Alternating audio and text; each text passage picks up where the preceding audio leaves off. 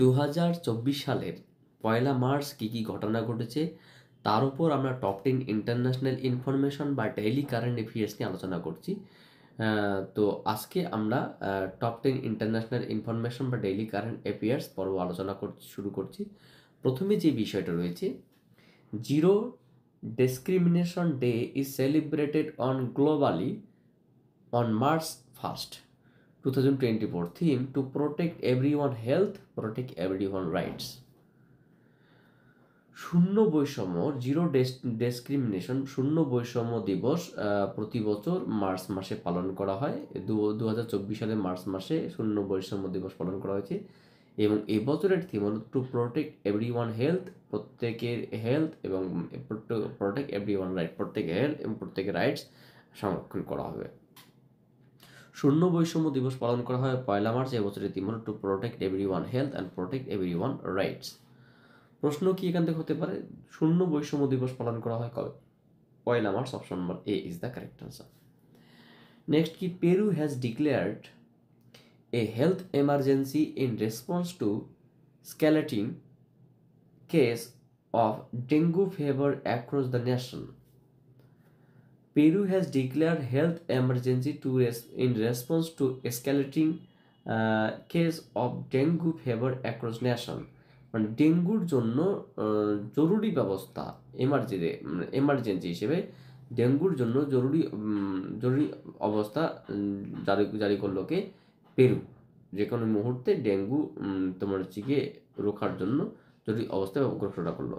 ডেঙ্গুর জন্য স্বাস্থ্য জরুরি অবস্থা ঘোষণা করলো পেরু।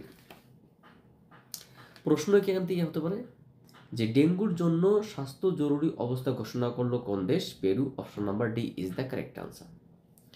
নেক্সট, আচার্য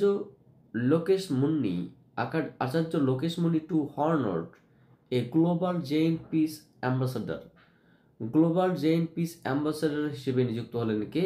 আচার্য লোকেশ মুনি। গ্লোবাল জেইন পিস অ্যাম্বাসাডার হিসেবে সম্মানিত হলেন আচার্য লোকেশ মুনি। প্রশ্ন কি হতে পারে এখান থেকে, গ্লোবাল জেইন পিস অ্যাম্বাসাডার হিসেবে সম্মানিত হচ্ছেন কে? Acharya Lokesh Muni. Option number B is the correct answer.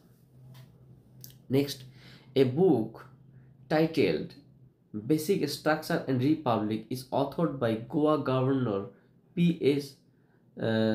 Sreedharan Pillai. গোয়ার রাজ্যপাল P.S. শ্রীধরন পিল্লাই একটি বই লিখেছেন, যে বইটির নাম হচ্ছে basic structure Republic. Basic structure Republic শিরোনামে বই লিখলেন P.S. Sreedharan Pillay.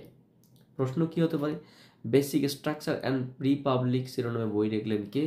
P.S. Sreedharan Pillai. Option number B is the correct answer. Next,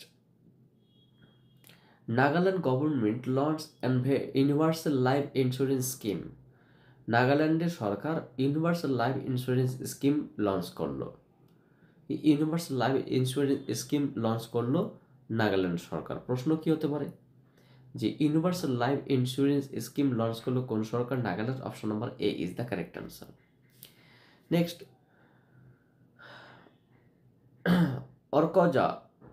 Arkaja Das has been appointed as a director in Women and Child Development Ministry. নারী ও শিশু কল্যাণ মন্ত্রী হিসাবে, উন্নয়ন মন্ত্রী হিসাবে অ্যাপয়েন্ট হলেন কে? Arkaja Das. Arkaja Das has been appointed as a director in women and child development ministry. নারী ও শিশু কল্যাণ মন্ত্রকে ডিরেক্টর পদে নিযুক্ত হলেন অর্কজা দাস। নারী ও শিশু কল্যাণ মন্ত্রকে ডিরেক্টর পদে নিযুক্ত হলেন কে? Arkaja Das. Option number A is the correct answer. Next কি রয়েছে, Sunil Bharti Mittal. Sunil Bharti Mittal becomes the first Indian citizen to receive honorary knighthoods by Britain's King Charles III.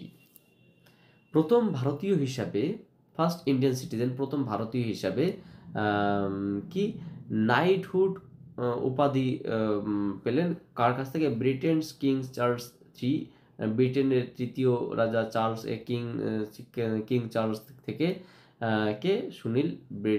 Sunil Bharti Mittal.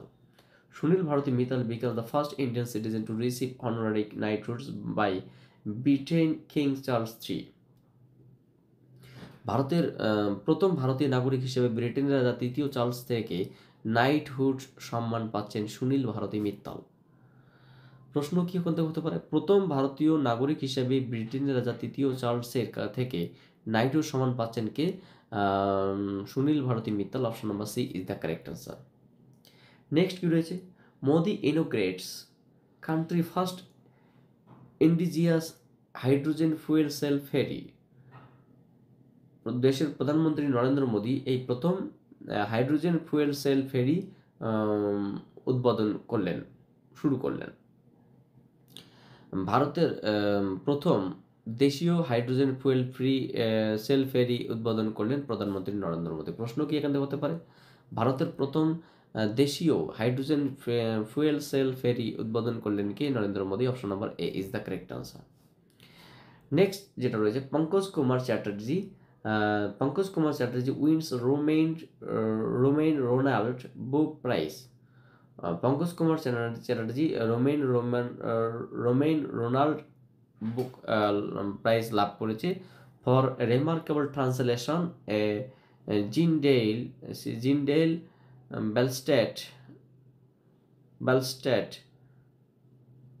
বেলটাসেট ले डिवाइन डे satellite into Bengali title স্যাটেলাইনার ডিভান। এটার জন্য কি বলছে না, রোনাল্ড বুক প্রাইজ পেলেন বাঙালি লেখক পঙ্কজ কুমার চ্যাটার্জি। প্রশ্ন কি এখান থেকে হতে পারে যে রোমেন রোনাল্ড বুক প্রাইজ পেলেন কোন বাঙালি লেখক? Pankaj Kumar Chatterjee. Option number B is the correct answer. So today's last and final information, Amit Shah inaugurates Swami Narayan institute of the medical science and research in Gujarat. গুজরাটে Swami Narayan institute medical science and research উদ্বোধন করলেন কে? Home minister Amit Shah. গুজরাটে Swami Narayan institute of medical science and research উদ্বোধন করলেন অমিত শাহ। প্রশ্ন কি এখান থেকে হতে পারে? প্রশ্ন হচ্ছে গিয়ে কোথায় Swami Narayan institute of medical science and research উদ্বোধন করলেন Amit Shah? Gujarat. Option number D is the correct answer. So thank you for watching my video and wait for my next class.